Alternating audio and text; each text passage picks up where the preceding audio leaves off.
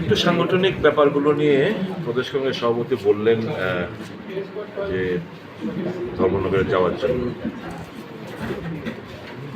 Problem কি রয়েছে, আমাদের ডেভেলপমেন্ট কতটুকু হয়েছে, আগামী দিন কি আমরা করতে পারি সংগঠনকে মজবুত করার লক্ষ্যে। পার্লামেন্ট নির্বাচন আসছে, শক্ত লড়াই আমাদেরকে দিতে হবে। সবটা মিলিয়ে রাজনৈতিক পরিস্থিতি এখানে পর্যালোচনা আমরা করেছি, সাংগঠনিক অবস্থানটা পর্যালোচনা করেছি এবং রাজ্যের যে ভয়াবহতা যে পরিস্থিতি তৈরি হয়ে রয়েছে সে ব্যাপারেও বিশেষ করে ধর্মনগর এই আমাদের সাংগঠনিক যারা এই সমস্ত ব্যাপারে খোঁজখবর আমরা নিচ্ছি।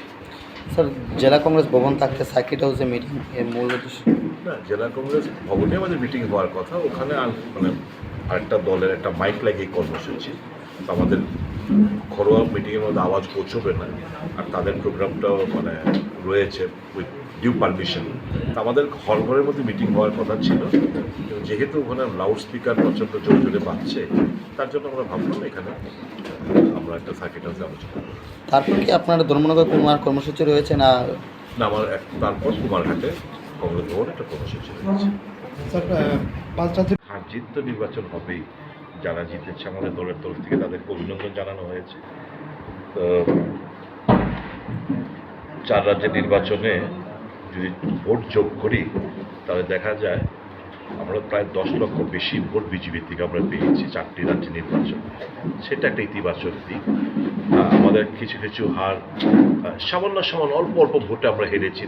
33টা আসন আমরা ছত্তিশগড়ে হেরেছি, এই খুব অল্প 200-300 সিঙ্গেল ডাবল ডিজিট থেকে শুরু করে 3 ডিজিটের সংখ্যার মধ্যে প্রায় 33টা আসন আমরা খুঁয়েছি ছত্তিশগড়ে। তো আমরা ঘুরে দাঁড়াবো পার্লামেন্টে আমরা খুব ভালো ফল এই 4টি রাজ্য থেকে আমরা আশা করছি এবং ওভারঅল ইন্ডিয়া জোটের খুব ভালো রেজাল্ট হবে আগামী নির্বাচন।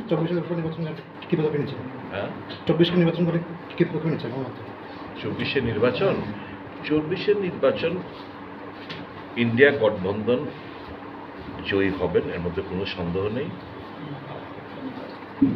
মোদি সাহেবের ম্যাজিক ফিকে হয়ে যাচ্ছে।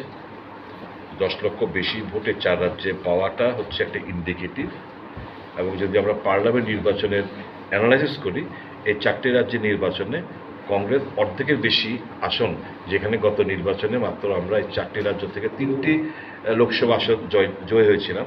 দেখা যাচ্ছে এই রেজাল্টের প্রেক্ষিতে মোর দেন 60% আমাদের পার্লামেন্টারি আসন কংগ্রেসের দখলে যাচ্ছে। আসলে কংগ্রেসই নিয়েছিলেন, তো কংগ্রেসের ভোটটা এবার শিফট হয়ে গেছে সম্পূর্ণভাবে জেপিএমের দিকে।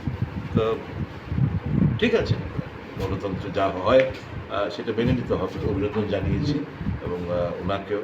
তো আমরা ঘুরে দাঁড়াবো, সবগুলো রাজ্যে আমরা ঘুরে দাঁড়াবো।